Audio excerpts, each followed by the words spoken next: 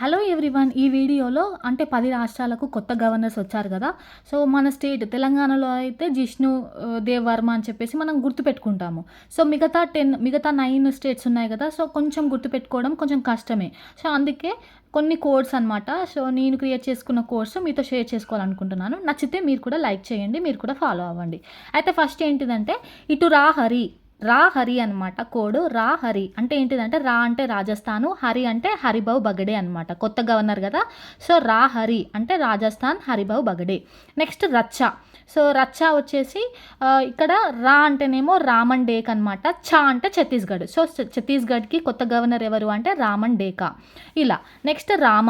రామకి so మా అంటే మహారాష్ట్ర, రా అంటే రాధాకృష్ణన్ అనమాట. సో, సిపి రాధాకృష్ణన్ అనమాట. సో, రామ. నెక్స్ట్ వచ్చేసి అలా. సముద్రపు అలా ఉంటుంది కదా, ఆ అలా అనమాట. సో, అలా అంటే అంటే వచ్చేసి అస్సాం అనమాట. అస్సాం స్టేట్కి కొత్త గవర్నర్ ఎవరు అంటే లక్ష్మణ్ ప్రసాద్ ఆచార్య. నెక్స్ట్ వచ్చేసి జోష్. జోష్ అంటే ఏంటిది? ఇన్ ది సెన్స్ సంతోషం అనే కదా మీనింగ్. సో, అలా నేను చేశాను అనమాట. జోష్ ఈక్వల్స్ టు సంతోషము. అంటే జోష్ అంటే జార్ఖండ్, సంతోషం అంటే సంతోష్ కుమార్ గంగ్వార్ అనమాట. సో, జార్ఖండ్ సంతోష్ కుమార్ గంగ్వార్. జోష్ అంటే ఇక్కడ జోష్ అంటే ఏంటంటే జార్ఖండ్ అని గుర్తుపెట్టుకోండి.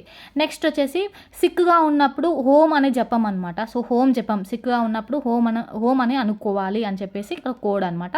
సో, ఏంటి అంటే సిక్ అంటే సిక్కిం అనమాట. హోమ్ అంటే ఓం ప్రకాష్ మాథూర్ అని గుర్తుపెట్టుకోండి.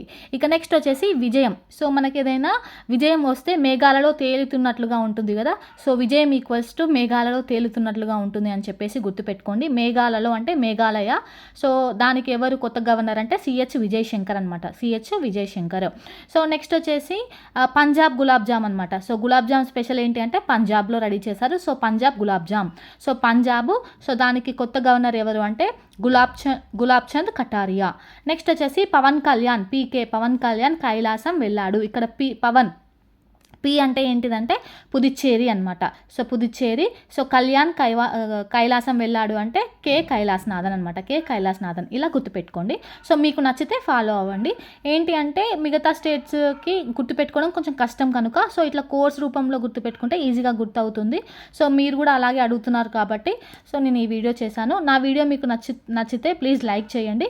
ఇవన్నీ గుర్తుపెట్టుకోండి. సో, రాజస్థాన్, ఛత్తీస్గఢ్, అలాగే మహారాష్ట్ర, అస్సాము, జార్ఖండ్, సిక్కిము, మేఘాలయ, పంజాబ్, అలాగే పి అంటే పుదుచ్చేరి అనమాట.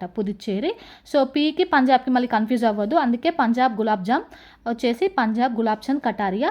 పవన్ కళ్యాణ్ పీకే కైలాసం వెళ్ళాడు అంటే సో, పీకే అంటే ఏంటిదంటే ఇక్కడ ఇలా గుర్తుపెట్టుకోండి. పీకే అని జస్ట్ షార్ట్కట్లో రాసుకోండి.